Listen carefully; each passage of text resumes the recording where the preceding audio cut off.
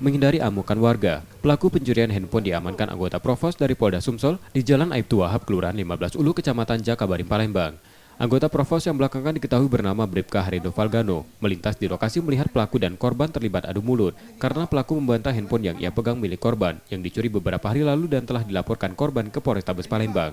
Setelah diperiksa, pelaku akhirnya mengakui perbuatannya dan diamankan dari kerumunan warga yang saat itu mulai marah.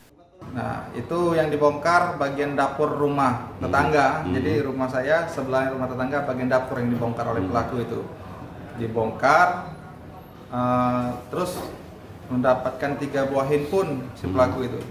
3 handphone itu ada di dalam kamarnya kan. Jadi pelaku itu masuk ke dalam rumah, langsung ke kamar si korban. 2 handphonenya, 1 handphonenya ada di teman si pelaku dan 1 handphonenya katanya sudah dijual di counter di salah satu mall di Palembang ini. Pelaku kemudian dibawa ke Polrestabes Palembang oleh unit Armor untuk proses hukumnya. Rizky Oktora, Muklas Diferensial, Kompas TV, Palembang, Sumatera Selatan.